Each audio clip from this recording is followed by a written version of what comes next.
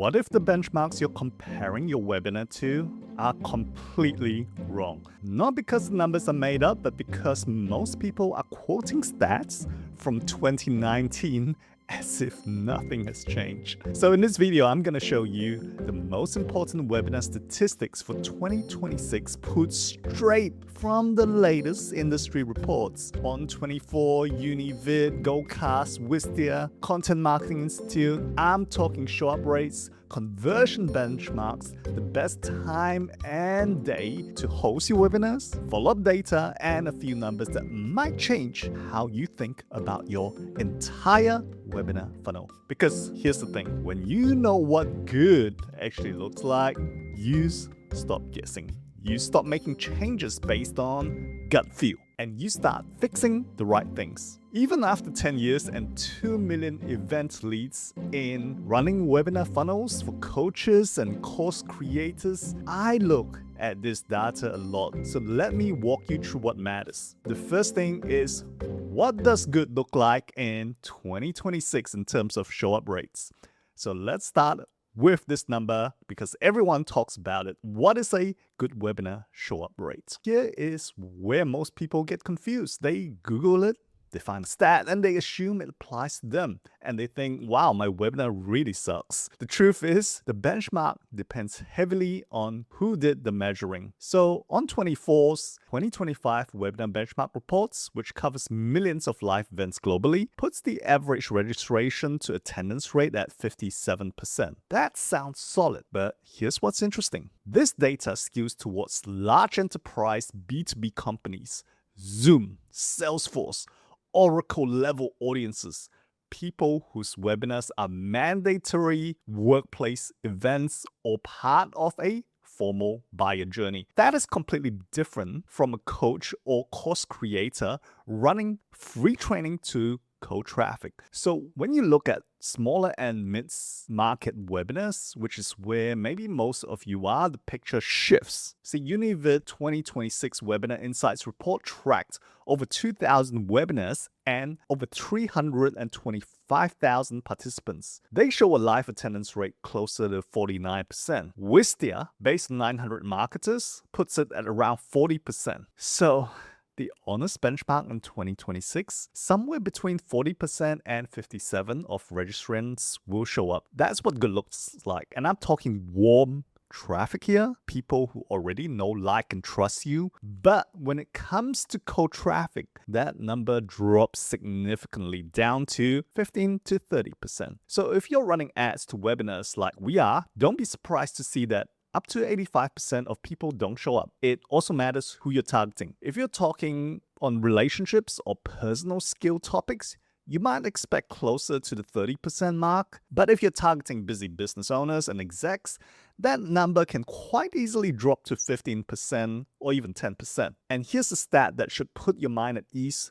if you're sitting around 50 to 80 live attendees for your webinar, because 71% of all webinars have under 100 live attendees. That's right, the majority of webinars running today have fewer than 100 people in the room. So if you're at 50, 60, 70 live attendees and feeling like you're failing, you're not. You're actually in the majority. And if you want to know how specifically we improve show-up rates, conversion rates, and post-event revenue for our clients, I've done a completely free course on the 3 systems we use to do it.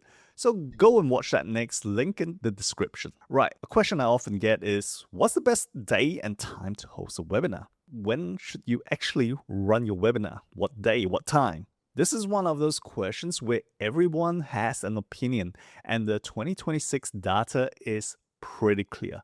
So Univid's report analyzed attendance rates by day of the week.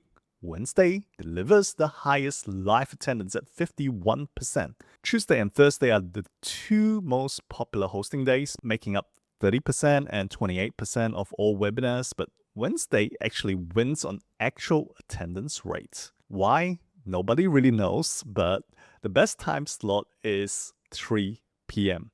So 3 p.m. delivers a 58% live attendance rate, according to Univid. 11 a.m. is the next best at 56%.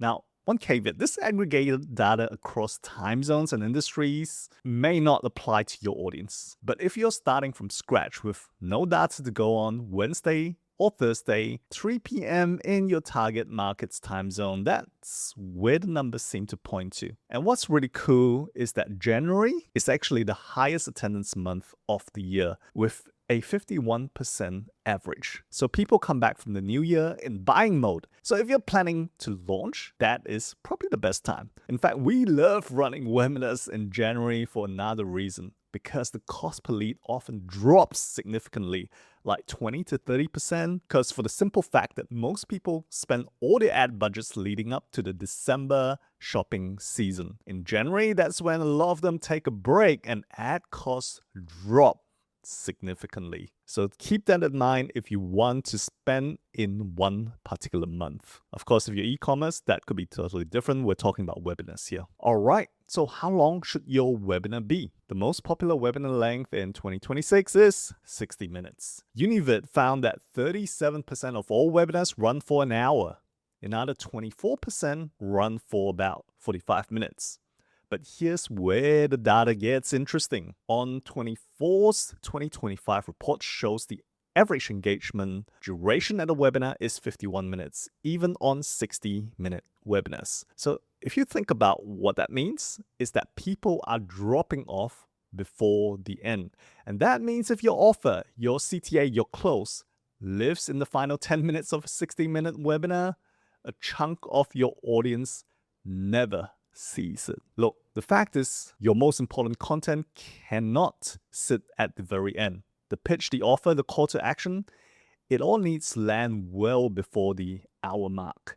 The key is to keep them engaged throughout open loops so they want to stay to the end, and have your pitch slightly earlier and leave the last 10 minutes for Q&A. So for a selling webinar, 45 to 60 minutes is the sweet spot. It's enough time to build trust and make the case.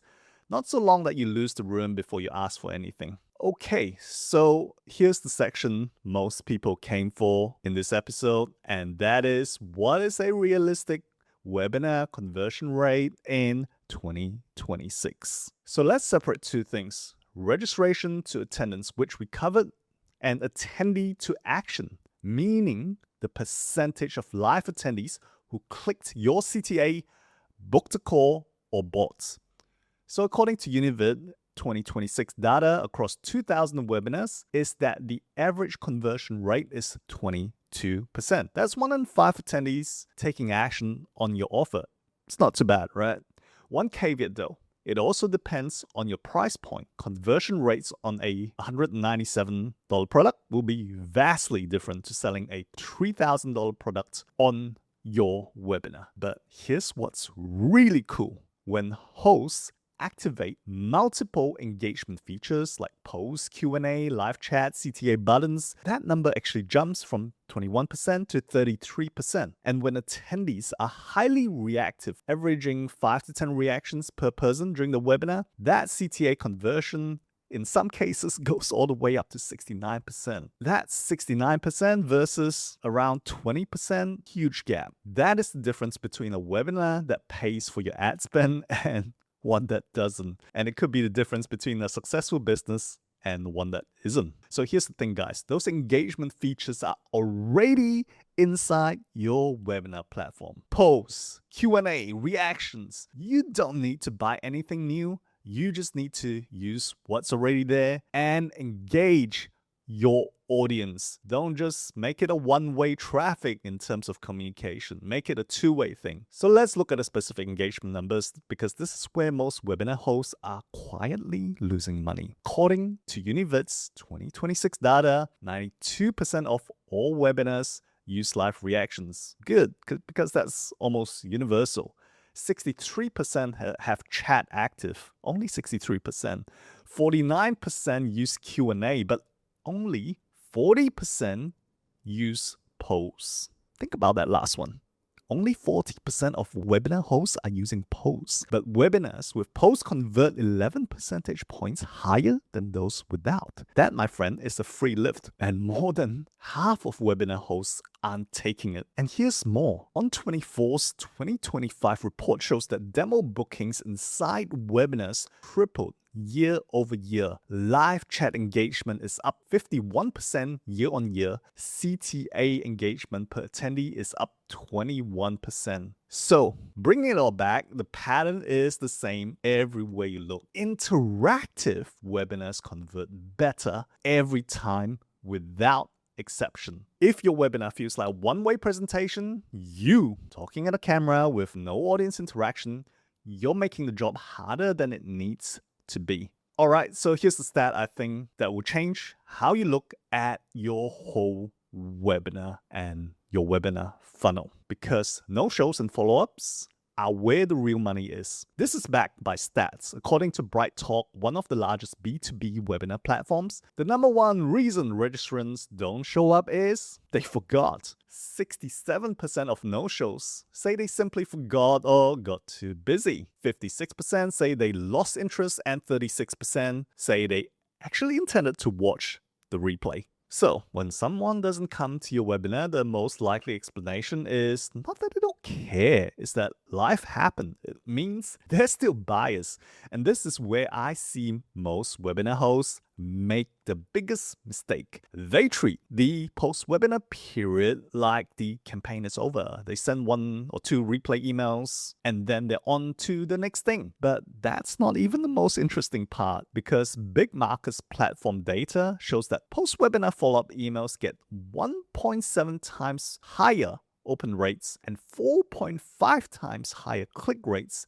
than standard marketing emails. 4.5 times higher click rates. That is probably going to be your best performing email, and most webinar hosts never even bother writing it properly. At Radical Marketing, we call this the long tail webinar system, and the mechanism isn't just about send more emails. It's segmenting. No-shows get a different follow-up to people who attended but didn't buy, and that segmentation alone lifts post-event sales by around 30% on average. And I'm talking about 21 to 30 days of behavior-based follow-up, pulling revenue from leads most people have already written off. See, the money isn't just in the live event, it's in what you do after it ends. All right, so I know that's a lot of information, so let's zoom out for a second and look at the big picture in terms of the whole landscape, so that you know what to do for your particular business. So Content Marketing Institute's 2024 research found that 56% of B2B marketers ran webinars